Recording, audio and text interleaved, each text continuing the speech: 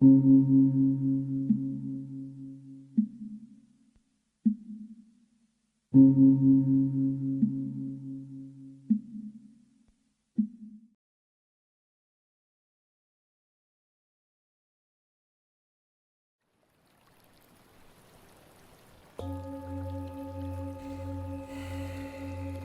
we will generate a positive motivation that this practice, this meditation, is dedicated to all sentient beings, and you are engaging in this practice in order to better yourself such that you can help those beings more effectively. We can start with the first half of this meditation, which involves thinking about someone close to you, someone you love very much in a way that makes you feel like you can sympathize with them and want to protect their joy, keep them from harm, and see them do well into their future lives. For many, this will be your mother, which is a common focus in Tibet. But you can use someone else. Personally, I find it very effective to think of my former dog, who is now passed. Wondering about the context that he is now in samsara, where he would have been reborn, and what kind of future lies ahead. Without being too dark, I'm sure he's gone to a good future life as he was a well-behaved dog, but he is nonetheless in the cycle of samsara, and as a reality that helps me to be motivated to become a Buddha quickly, so that I can help him also become a Buddha and escape this cycle. There are others who I can easily extend that compassion out to, and I ask that you do the same. Think of others who are close to you, perhaps extending first to your relatives, remembering that each and every one of them is also in samsara. Each and every one has an infinite amount of karma to come, imprints in their mind that will be flourishing in the future. Every kind of good karma you can imagine, and every kind of bad karma you can imagine is there. And you want them to be able to clear this karma. You want them to live well. You can extend this compassion out to your friends, and then to the friends of your friends, or the family of your friends, and then even to strangers, that these strangers were once your mother in a past life. The same goes for all the animals.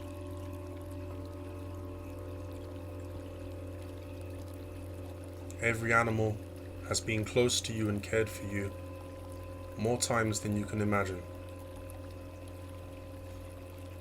Every single one has shown you an unbelievable amount of love and kindness. And you really, genuinely wish them to be free of samsara.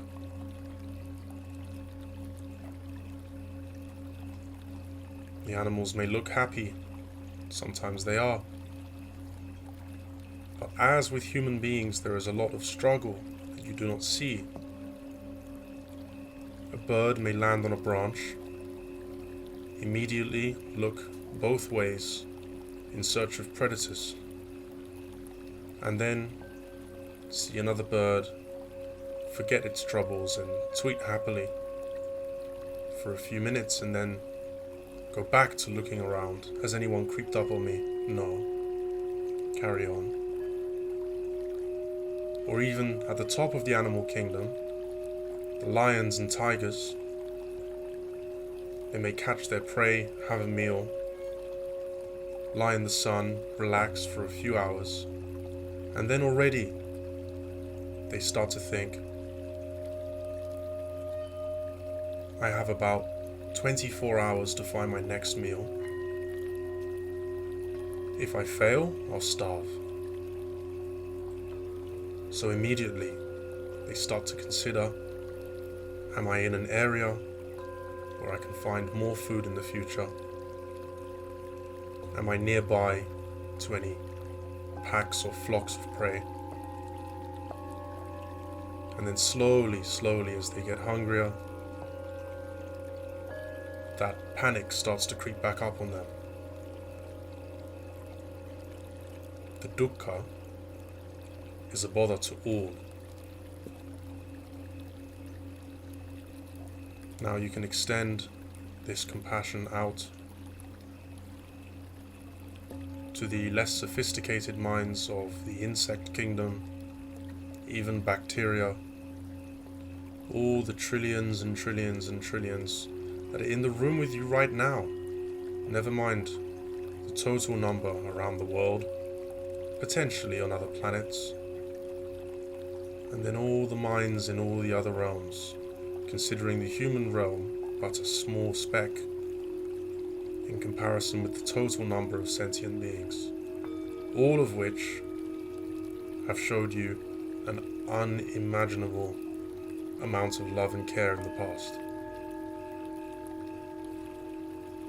Generate a strong sense, a strong desire to free all of these beings. Just sit with that and focus on that for a minute or two.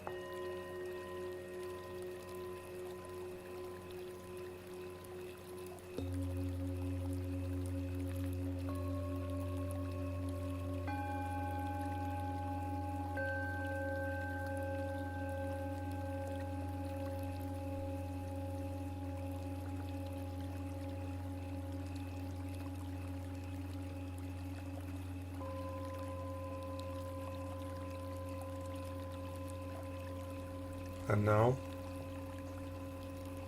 you can take this motivation that you have generated and use it as the fuel for the rest of your meditations.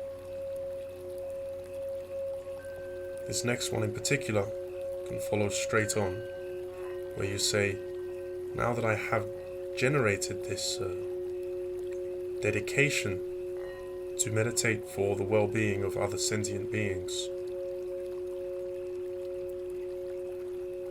I will use this motivation that I've generated to focus keenly on the breath for the next few minutes, because focusing on the breath is the simplest most efficient way to train the mind to focus full stop. And the more focus we have, the more deeply and profoundly we can continue with other meditations, karma purification, analytical meditations, and so forth. This focus is like the sharpening of a sword. You must sharpen this sword before you swing it to cut any bamboo. This focus is the very same focus that will enable you to have realizations of emptiness in the future. So use that compassion as motivation to now focus on the breath.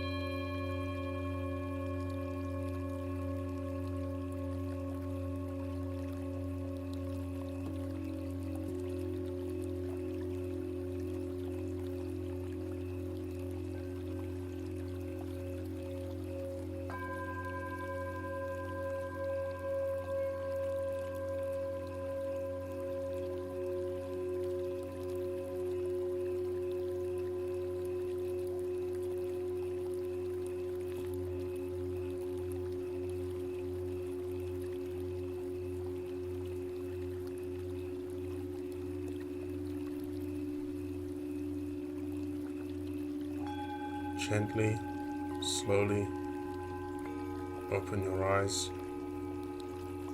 stay relaxed.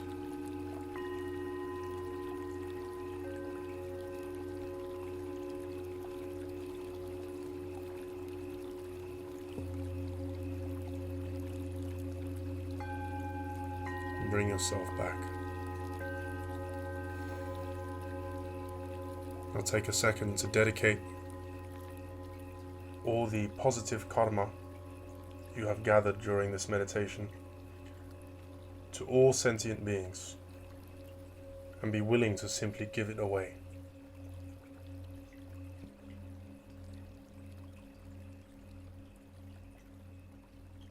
Namaste. Thank you. Om Mani Pedme Hom. Om Mani Pedme Hom. Om Mani Pedme Hom. Om Mani Pedme Hom. Om Mani Pedme Hom. Om Mani Pedme Hom. Om Mani Pedme Hom. Om Mani Pedme Hom. Om Mani Pedme Hom.